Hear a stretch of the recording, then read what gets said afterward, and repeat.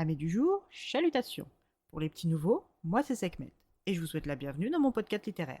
Dans mon émission, je vais tenter 3 fois par semaine de vous donner envie de découvrir des livres de tout poil, récents et moins récents. Alors, si ça vous tente, c'est par ici la suite. Aujourd'hui, je vais vous présenter One Week Girlfriend de Monica Murphy, publiée aux éditions Milady. Dans cette romance, nous allons faire la rencontre de Fable McGear, 20 ans. Une belle blonde aux yeux verts qui travaille au Room, un bar proche d'une université. Son physique avantageux lui permet de gagner de bons pourboires, mais ce n'est jamais suffisant pour boucler les fins de mois. Elle est la grande sœur de Owen, 13 ans, un adolescent en train, au grand désespoir de sa sœur, de se transformer en petit caïd. De base, c'est un garçon gentil avec un bon cœur, mais il s'est accoquiné avec de petites frappes de son école et commence à suivre leur exemple. Il sèche les cours, vole à l'étalage ou fume de l'herbe et parle comme un charretier. Leur mère est ce que l'on appelle une mère démissionnaire. Elle boit beaucoup trop et enchaîne les relations à court terme avec un nouveau Gugus tous les 4 matins. Les fréquentations ou les comportements de son fils sont le cadet de ses soucis. Fable est la seule à se préoccuper de le garder dans le droit chemin, et ce n'est pas une tâche facile, surtout quand il faut travailler et entretenir un logement en plus. Pour couronner le tout, elle a perdu son emploi à plein temps l'année passée, ce qui l'oblige à accumuler les heures au Room et à accepter des extras dans un petit restaurant mexicain quand ils ont besoin de renfort.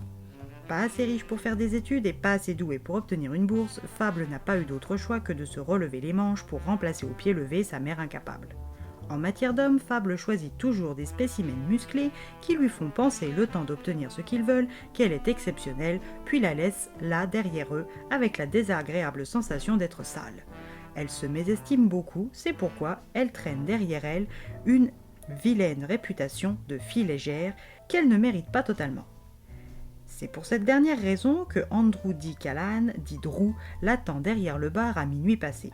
Si ses amis footballeurs lui ont parlé de Fable, la serveuse du Room, ce n'est pas vraiment pour sa conversation sportive. Il le regrette, mais pour ce qu'il a besoin, elle est tout indiquée.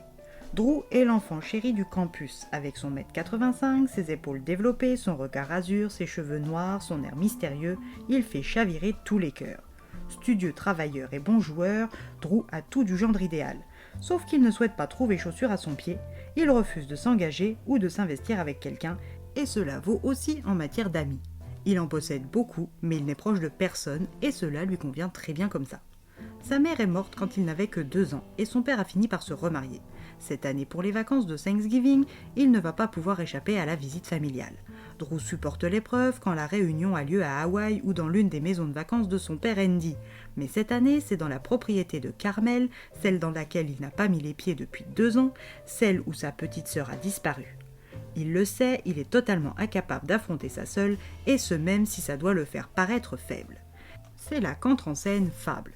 S'il a besoin d'elle, c'est pour qu'elle joue sa fausse petite amie devant ses parents et qu'elle l'aide, Dieu seul sait comment, à survivre à la semaine de vacances en famille. Drew lui propose $3000 pour la semaine. Fable a besoin de cet argent, elle accepte sans trop y réfléchir. Après avoir inventé un mensonge crédible pour son frère et sa mère, elle prépare son sac. Le lendemain, elle part pour 4 heures de route avec le beau gosse du campus pour lui servir d'alibi ou de garde du corps, elle ne sait pas encore. Une fois installée, dans le gros pick-up de Drew, elle part à la chasse aux informations. Ils sont supposés être en couple depuis août et son couple est un cliché. Ce qui turlupine Fable, c'est la raison de sa présence à elle. Toutes les filles du campus auraient accepté sans contrepartie financière, alors pourquoi elle ? Surtout qu'il l'a prévenue dès le départ, il n'a aucune velléité de coucher avec elle durant le séjour. Drew explique que même s'il aime son père, c'est un homme froid comme l'hiver et que sa belle-mère est une femme disjonctée, avec qui il préfère garder ses distances. Ado, on attendait de lui qu'il aille en cours, ramène de bonnes notes, aille aux entraînements et attire l'œil des recruteurs. Aujourd'hui, son père attend de lui qu'il sorte de sa solitude et c'est pour lui plaire qu'il vient accompagner. Son choix s'est porté sur elle car il sait qu'avec elle il ne s'ennuiera pas, car elle n'a pas vraiment envie d'être sa petite amie et que par conséquent elle ne cherchera pas vraiment à le séduire comme le ferait l'une des nombreuses groupies du campus. Si sur le papier tout semble clair, dans le secret de leur cœur rien ne va déjà plus et cela ne fait que 4 heures qu'ils sont ensemble. Dès leur arrivée, ils sont accueillis par Andy et Adèle. Fable et Drew sont logés dans une annexe de la demeure principale pour plus d'intimité. Alors même si ce n'est pas pour les raisons que suppose son père, il le remercie pour sa prévenance. Une fois installés, les 2 nouveaux amoureux sont vite jetés dans le grand bain et sans bouée canard. ils vont devoir participer à la soirée de Thanksgiving du country club de Pebble Beach des Callahan. Durant le trajet, notre faux couple a convenu d'un safe word, marshmallow. Si l'un d'eux est en difficulté, il lui suffit de le dire ou de l'écrire pour que l'autre le sauve. Drew le sait, il va vite et souvent en avoir besoin. Mais Fable pourra-t-elle vraiment le sauver de tout et de tout le monde ? À vous de lire ce livre pour le découvrir.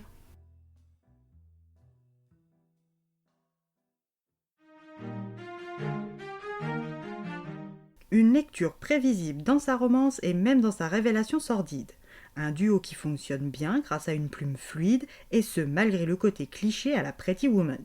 Par contre, si vous êtes sensible au sujet des abus sur mineurs par un parent, ce livre pourrait vous déplaire. Et bien voilà, j'en ai fini pour aujourd'hui. J'espère que cet épisode vous aura plu et vous aura donné des nouvelles idées de lecture. Si vous souhaitez découvrir d'autres petits bonbons littéraires tout droit sortis de ma bibliothèque, je vous retrouve le jeudi 15 mai prochain pour un nouvel épisode. Et si d'ici là je vous manque de trop, n'hésitez pas à me rejoindre sur mon compte Instagram, @leslecturesdeSekhmet. Sur ce, chalut les amis, et à la prochaine.